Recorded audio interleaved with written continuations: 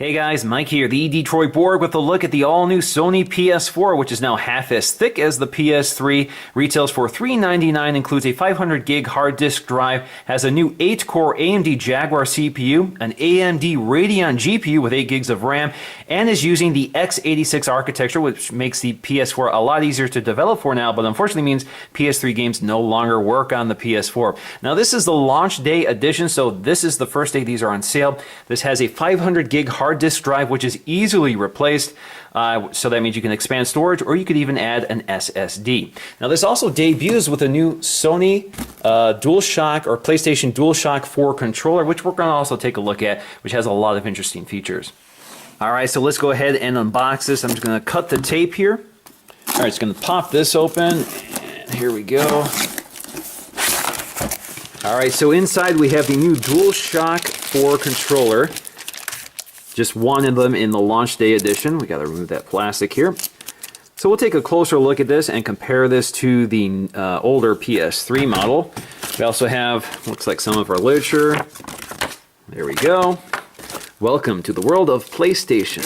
So again, just a quick start guide, shows you how to set this up, plug it in, and that sort of thing. And of course in different languages. Safety guide, of course that's not very interesting. Now inside here we should have our cables. So we have a microphone and a single headphone which plugs into the new PS4 controller. We also have our micro USB charging cable. We have our power cable, and we have our HDMI cable, which is very handy to have. Of course, I will be using that. Now, the great thing here is that we do have integrated power supply, just like the PS3, so we don't have a power brick, we just have our cable. All right, so let's get to the PS4 itself, which is very lightweight, covered in plastic and styrofoam.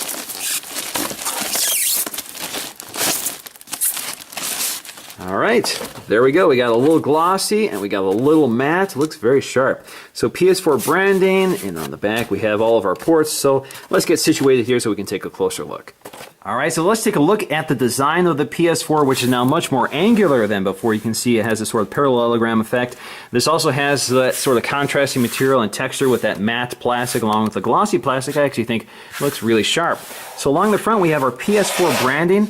We also have our USB 3.0 ports. You can see that glossy plastic sort of wraps around the groove that surrounds the console. We also have, sort of hidden in here, is the Blu-ray slot, which has 6x speed. We also have these capacitive controls here, which are your power on and eject buttons. So if you look really closely, you'll see the icons here for eject and power on. Again, capacitive, they are not physical. Now along the top, you also find an LED strip that runs the length of it.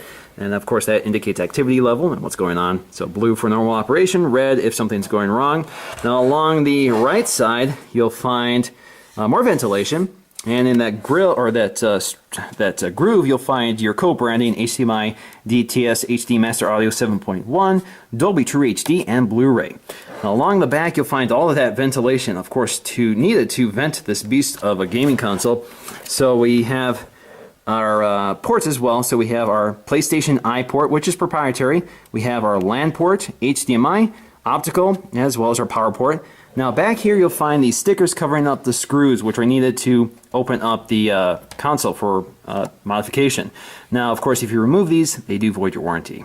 Now up top you also find your PS4 branding, and along the right side again you find more grills and more ventilation. And as you can see, if you look down this groove here, it looks like it bows out a bit to accommodate the internals of the PS4. And that is about it. So let's go ahead and take a look at the bottom. Now along the back, you'll find your PS4 branding, Sony Computer Entertainment Incorporated. And back here, you'll find your feet for this when it lays flat. But you can also prop this up along the side.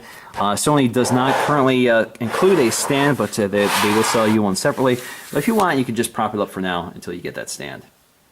Alright, so let's take a close look at the new DualShock 4 controller, which has been substantially redesigned from the DualShock 3 controller that came with the PS3.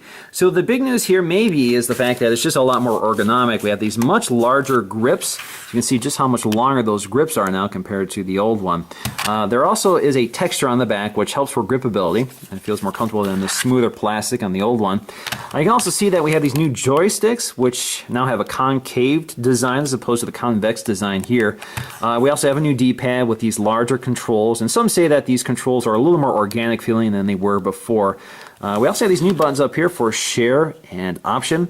We also have a built-in speaker, so this can play back audio from the game right on your controller. Alternatively, you can also connect a headset right here. So the headset also supports the microphone. So for example, if you have your Apple EarPod, you could listen to your game as well as use the microphone input through that single headset. You also have the auxiliary port here, which is available for future expansion. Now we also have our standard Sony controls here, and if you look here, pretty much the same. Doesn't look like there's a big change here. Same size.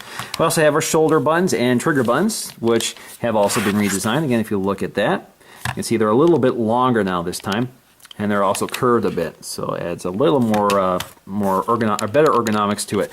Now we also have our LED light back here, which allows the PlayStation Eye to identify the player. Of course, you do need the PlayStation Eye for that to work.